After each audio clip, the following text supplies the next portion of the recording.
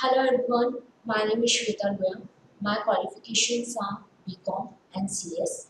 सबसे पहले आज मैं आप लोगों से बात करूंगी कि CS कंपनी सेक्रेटरी कोर्स की आज के टाइम में क्या रिक्वायरमेंट है, मार्केट में क्या ट्रेंड्स चल रहे हैं इस कोर्स को लेके। सबसे पहले आप लोगों को ये समझना पड़ेगा कि कोर्स की क्या वैल्यू है। बहुतों के मुंह से आप लोग सुनते हो यार चलो कुछ नहीं हो रहा, चलो बीकॉम के बाद CS कर लो, नहीं 12th के बाद CS कर लो। नहीं, ऐसा नहीं है। रियली में बहुत ज़्यादा डिमांड है मार्केट में इस कोर्स को लेके। ठीक है, उसके बाद आप लोगों के पास ऑप्शंस हैं कि इन फ्यूचर जैसे आप CS क्वालिफाइड होकर निकलते हैं, you have an number of option in your life, either in a job either in a practice. ऐसा नहीं है कि CS का आज के टाइम में सिर्फ यही काम रह गया कि बस आगे से फाइल करना है, नहीं, ऐसा कुछ नहीं है।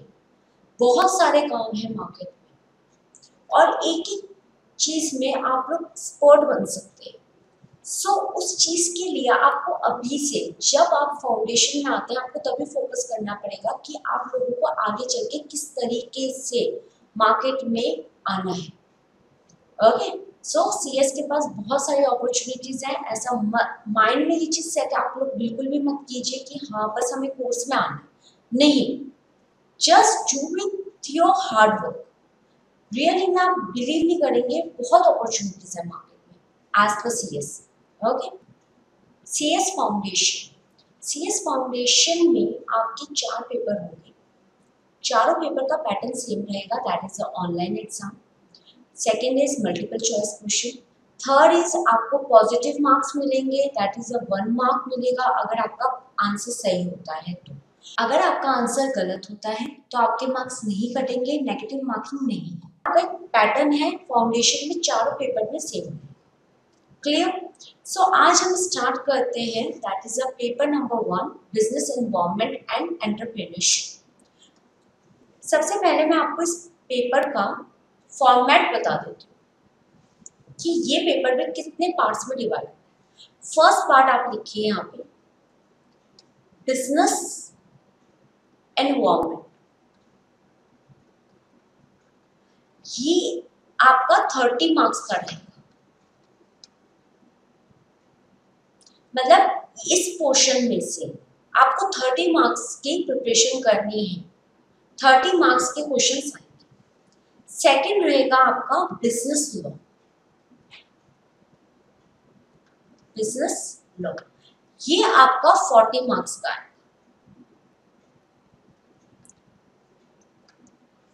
लास्ट रहेगा आपका एंटरप्रेन्योरशिप।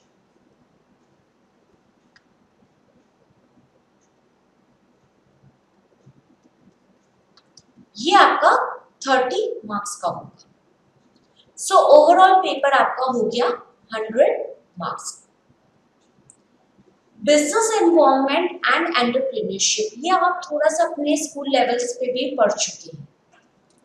बिजनेस लॉ ये आपके लिए न्यू है, दिस इज न्यू, और इसका रोल आपके executive and a professional her level पे चलता जाएगा। सो हमारा बेसिक मोटिव रहेगा इस पे फोकस करना, बिजनेस लॉ पे।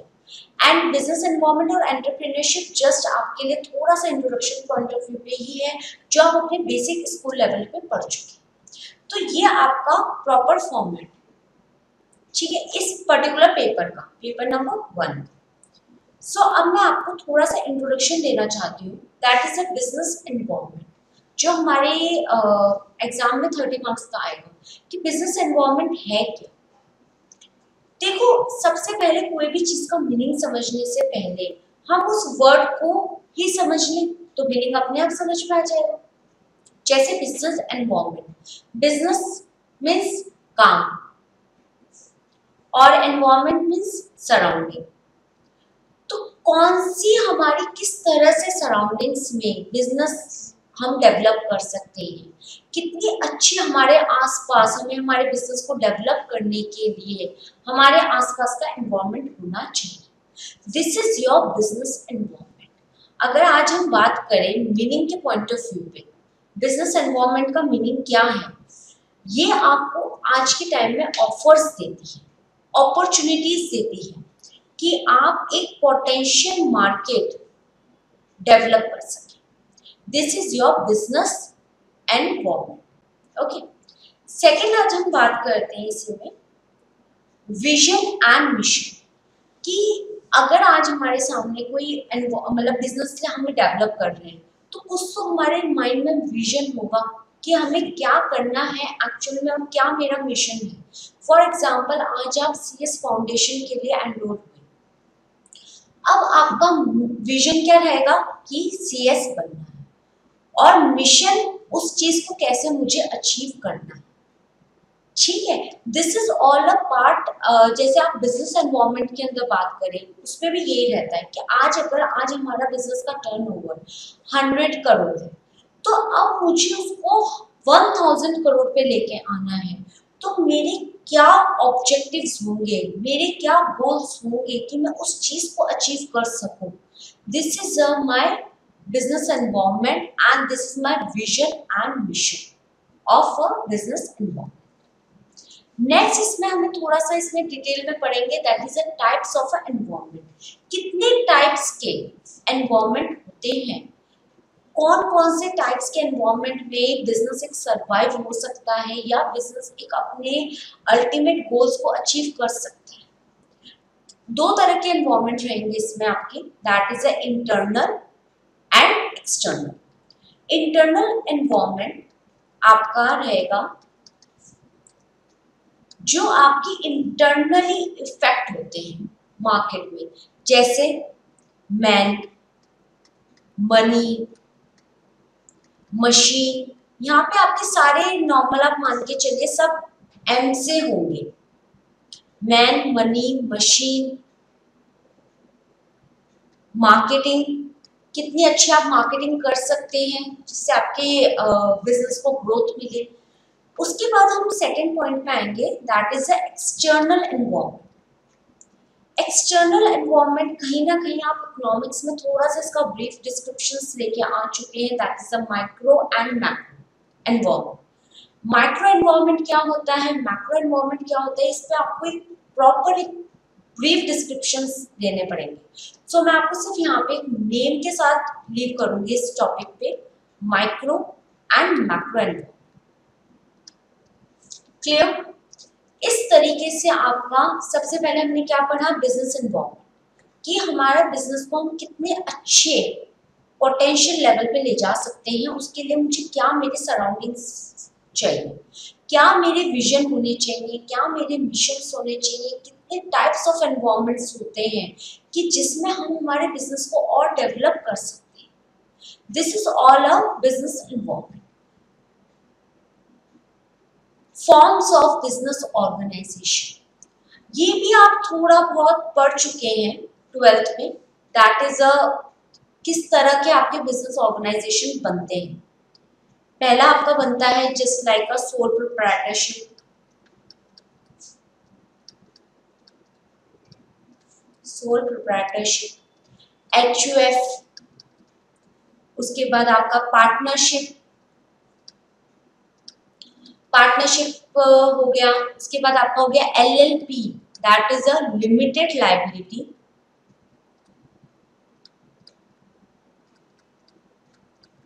पार्टनरशिप।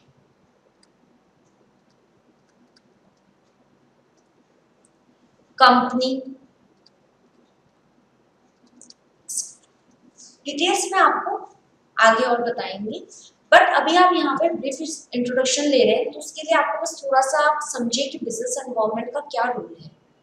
ठीक है, so this is my part A, that is a business environment. इसमें मैंने आपको थोड़ा सा इंट्रोडक्शन दिया है कि बिजनेस एनवायरनमेंट क्या होता है, विजन और मिशन क्या होते हैं, कितने टाइप्स ऑफ एनवायरनमेंट में एक बिजनेस सरवाइव करता है, क्या क्या उसकी अचीवमेंट्स रहेंगी, किन चीज़ों पे उसको फोकस करना है, ये सब उसको एक एनवायरनमेंट बताएगा। और कितनी तरह से बिजनेस बन सकता है, sole proprietorship, HUF, partnership, LLP, company, आपको इन सब की डेफिनेशंस में बताऊंगी, लेकिन अभी यहाँ पे आपको थोड़ा सा शॉर्ट में बताया जा रहा है। Next topic, next topic is business law. Business law जैसे मैंने अभी आपको इंट्रोडक्शन में बताया कितने मार्क्स का है, 40 मार्क्स का।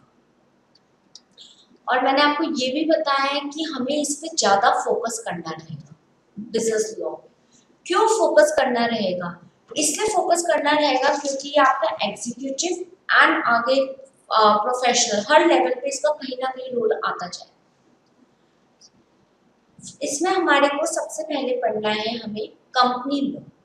कंपनी लॉ में हम नया एक्ट पढ़ेंगे, that is 2013 act. Company law, company कोई भी कंपनी एक फॉर्म होती है।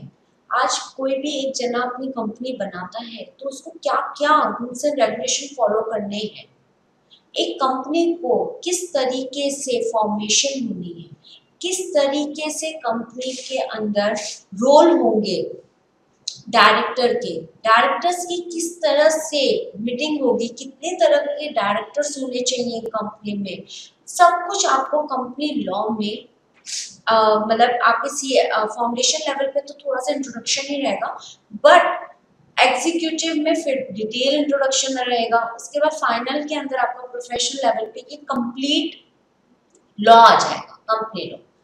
कंपनी लॉ ओवरऑल देखा जाए as per study point of view और as per in practical point of view कि आपको जब फ्यूचर में जॉब या आप अपनी खुद की प्रैक्टिस करते हैं, कंपनी लॉ का बहुत इंपॉर्टेंट।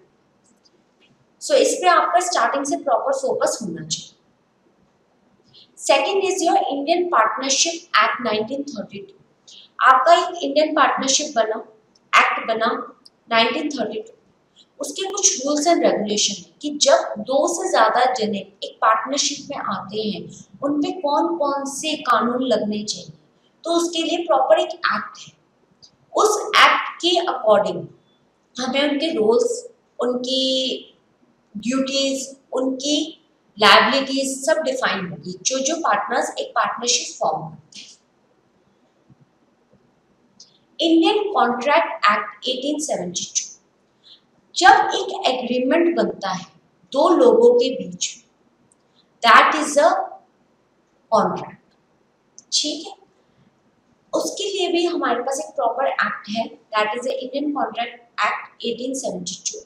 उसके अकॉर्डिंग सारे रूल्स एंड रेगुलेशंस होते हैं एक कॉन्ट्रैक्ट के, वो सारे फॉलो किए जाते हैं। उसके लिए भी हम प्रॉपर डिटेल में पूरा चैप्टर पढ़ेंगे। Sale of good act 1930। Sale of good act, जब हम कोई भी अपनी गुड्स सेल करते हैं या सर्विसेज सेल करते हैं उनके लिए भी एक प्रॉपर अग्रीमेंट बनता है, और वही अग्रीमेंट जो बनेगा किस तरह से रूल्स है, किस तरह से बायलॉज है, वो सारे एक प्रॉपर एक एक्ट के थ्रू इम्प्लाई होंगे, that is the sales of good act 1930। Negotiable instrument act 1881। Negotiable instrument act क्या होता है? ये एक आपका कितने तरह के होते हैं उसके पॉइंट ऑफ व्यू में मैं आपको बता देती हूँ। जैसे एक तरह से आपका होता है प्रॉमिसरी नोट, प्रॉमिसरी नोट। उसके बाद आपका इसमें एक और पॉइंट आता है, that is the bill of exchange.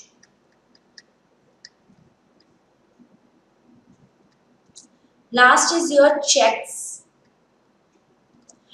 Negotiable instrument act 1881, इसके ये कुछ पार्ट है, that is a promissory note, bill of exchange और चेक। इनके अंदर भी क्या लॉज हैं, किस तरीके से हमें प्रॉमिसरी नोट बनवाना है, कब कब बनवाने की रिक्वायरमेंट है, कब कब उसका हमें यूज करना है, ये सब भी हमें एक एक्ट बताता है, that is the negotiable instrument act 1881। Clear? यहाँ पे आपका ये पूरा law part B, that is a 40 marks का आपका पेपर रहेगा, और आप ये चारों एक्ट तो आपके यहीं पे ओवर हो जाएंगे फाउंडेशन पे। उसके बाद एग्जीक्यूशन में आपके अदर एक्ट, बट ये जो एक्ट है कंपनी लॉ, ये आपका हर लेवल पे है।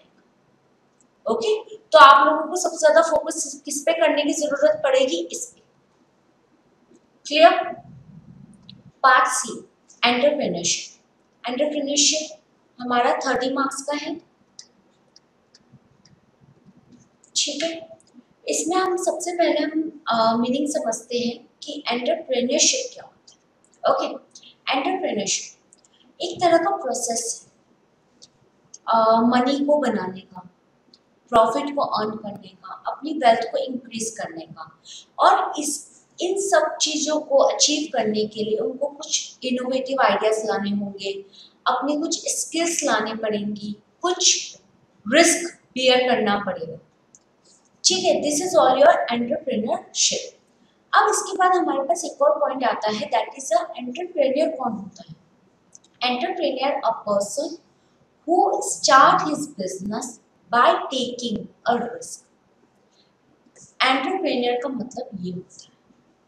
और एंटरप्रेन्योरशिप का हमने समझा क्या, कि जो वो रिस्क लेता है, जो वो रिस्क बियर करता है, जो उसके इनोवेटिव आइडियाज होते हैं, जो उसकी स्किल्स होती है, उसके थ्रू एक प्रॉफिट अर्न करना या मनी बनाना या फिर अपनी वेल्थ को इंक्रीज करना, this is a entrepreneur and entrepreneurship. अब इसमें हमारे कुछ ग्रोथ के पॉइंट्स आएंगे, दैट इज की ओके। नेक्स्ट पॉइंट इज की एलिमेंट्स ऑफ एंटरप्रेन्योरशिप। क्या एलिमेंट्स होते हैं। फर्स्ट इज रिस्क बियरिंग, कि हमें कितना रिस्क लेना चाहिए, कितना हम बियर कर सकते हैं। इनोवेशंस, सेकंड इज आपका ऑर्गेनाइजेशन स्किल्स, आपकी स्किल्स क्या हैं। ठीक है, उसके अलावा आज अगर हमारा कोई एंटरप्रेन्योर जो नया बिजनेस स्टार्ट करने जा रहा है by taking the innovative ideas and risk bearing, तो उनको क्या उनके कैरेक्टरिस्टिक्स होने चाहिए, कुछ उनके भी तो कैरेक्टरिस्टिक्स होने चाहिए कि उनमें कितनी कैपेबिलिटीज हैं, क्या वो कर सकते हैं। सबसे पहले उनको इंडिपेंडेंट एनवायरनमेंट में काम करना आना चाहिए, इंडिपेंडेंसी। उसके बाद सेकंड पॉइंट आता है कि वो रिस्क बियर कर सकें, उनके पॉजिटिव स्किल्स, उनकी इनफ्लेक्सिबिलिटीज। इस तरह से एक एंटरप्रेन्योर में एक उनके फीचर्स होने चाहिए। क्लियर।